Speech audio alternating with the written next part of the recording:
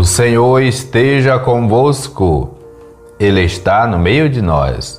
Proclamação do Evangelho de Jesus Cristo segundo Mateus. Glória a vós, Senhor.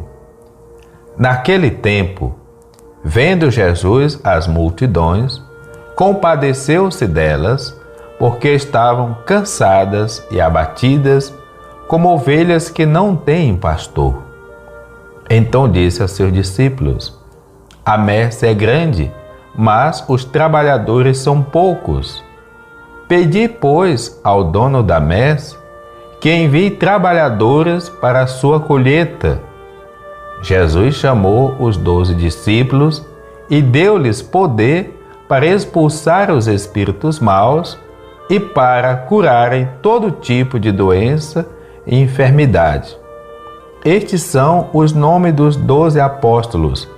Primeiro Simão, chamado Pedro, André, seu irmão, Tiago, filho de Zebedeu, e seu irmão João, Filipe, Bartolomeu, Tomé e Mateus, o cobrador de impostos, Tiago, filho de Alfeu, e Tadeu, Simão, os Zelotas, e Judas Iscariotes, que foi o traidor de Jesus. Jesus enviou estes 12 com as seguintes recomendações: Não deveis ir aonde moram os pagãos, nem entrar nas cidades dos samaritanos. Ide antes às ovelhas perdidas da casa de Israel. Em vosso caminho anunciai: O reino dos céus está próximo. Curai os doentes, ressuscitai os mortos, purificai os leprosos, expulsai os demônios. De graça recebestes, de graça deveis dar. Palavra da salvação. Glória a vós, Senhor. Depois de ter apresentado Jesus e de ter mostrado Jesus a anunciar o reino em palavras e em obras, Mateus, o evangelista de hoje, vai descrever o envio dos discípulos em missão. Os discípulos são aqueles que Jesus chamou, que responderam positivamente a esse chamado e seguem Jesus. Durante a caminhada que fizeram com Jesus, escutaram os seus ensinamentos e testemunharam os seus sinais. Formados por Jesus na escola do reino, eles podem agora ser enviados ao mundo a fim de anunciar a todos a chegada do reino dos céus. Os estudiosos do Evangelho de Mateus costumam chamar o texto que vai de 9 até o capítulo 11 o discurso da missão. Nele, Jesus envia os discípulos e define a missão desses discípulos: anunciar a chegada do reino. Este discurso da missão consta de várias partes. Tem uma introdução, o chamado dos discípulos, uma instrução sobre o caminho e uma conclusão. Trata-se de um discurso composto por Mateus a partir de diversos materiais. O Mateus, o autor, chamou aqui os relatos, acompanhando os ditos de Jesus. O texto que hoje é proposto inclui a introdução e uma parte da descrição do chamado e do envio dos discípulos. Mateus explica que essa missão, a qual Deus chama os discípulos, é expressão da solicitude de Deus, de que quer oferecer ao seu povo a salvação.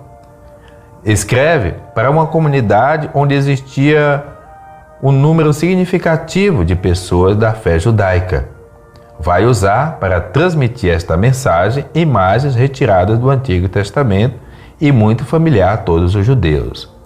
Nas palavras de Jesus, Israel é uma comunidade abatida e desnorteada, cujos pastores, os líderes religiosos e civis judeus, se demitiram das suas responsabilidades. Eles são os maus pastores de que falavam os profetas no Antigo Testamento. O coração de Deus está, no entanto, cheio de compaixão por este rebanho abatido e desanimado. Deus vai então assumir as responsabilidades no sentido de conduzir o seu rebanho para as pastagens da vida.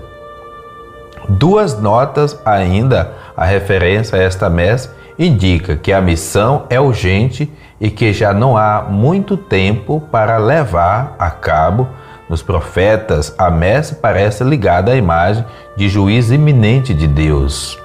A referência no pedido que deve ser feita ao Senhor da messe é um apelo à comunidade que contempla a missão como a obra de Deus que deve ser levada a cabo aos critérios de Deus. Depois que Mateus aponta os números dos 12 discípulos, por que exatamente 12? Trata-se de um número simbólico que lembra as 12 tribos que formava o antigo povo de Israel. Estes 12 discípulos representam simbolicamente a totalidade do povo de Deus, do novo povo de Deus. Em seguida, Mateus define a missão que Jesus lhes confiou. Deu-lhes poder de expulsar os espíritos impuros, de curar todas as doenças e enfermidades. Os espíritos impuros, as doenças e as enfermidades representam tudo aquilo que escraviza o ser humano e que o impede de chegar à vida em plenitude. A missão dos discípulos é, pois, lutar contra tudo aquilo, seja de caráter físico, seja de caráter espiritual, que destrói a vida e a felicidade do ser humano. Podemos dizer que a missão dos discípulos é lutar contra o pecado. Finalmente, Mateus aponta para os nomes dos 12: Simão, Pedro, André, Tiago, filho de Zebedeu, João, Filipe, Bartolomeu, Tomé, Mateus, Tiago, filho de Alfeu, Tadeu, Simão o cananeu e Judas Iscariotes. A lista, ou as listas, apresentada pelos vários evangelistas, apresentam diferenças, seja na ordem dos nomes, seja nos próprios nomes. Tadeu é na lista de Lucas Judas. Em qualquer caso, Pedro encabeça sempre a lista e Judas Iscariotes fecha.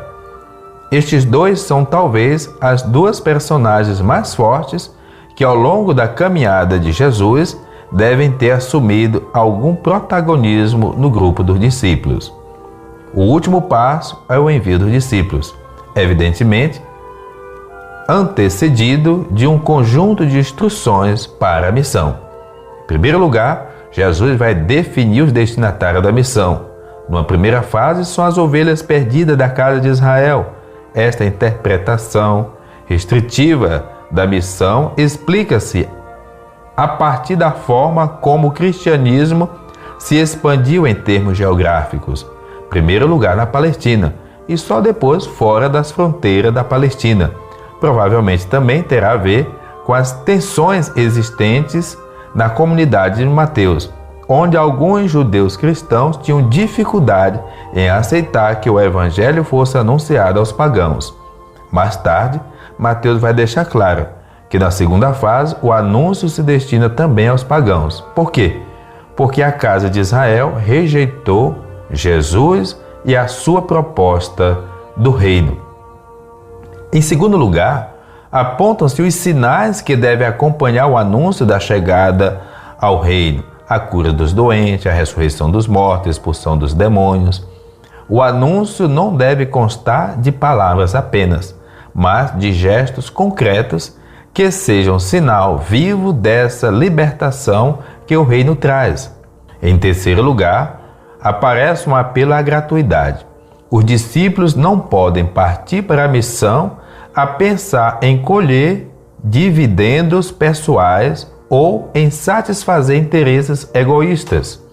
A expressão recebeste de graça, dai de graça, convida a fazer da própria vida um dom gratuito do reino, sem esperar em troca qualquer paga.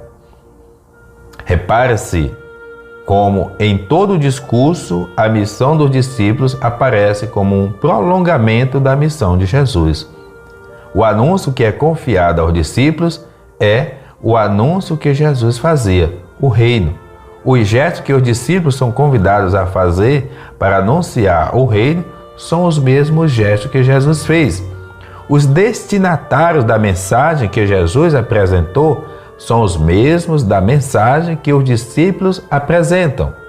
Ao apresentar a missão dos discípulos em paralelo e absoluta continuidade com a missão de Jesus, Jesus convida a igreja, portanto, todos nós, a continuar na história a obra libertadora que ele começou em favor de todos aqueles que depositam nele a sua fé. Ou seja, você, eu, todos nós e toda a multidão de pessoas que orientam a sua vida, que regam a sua vida e que buscam a salvação através da palavra, dos ensinamentos e da vivência da proposta de Jesus.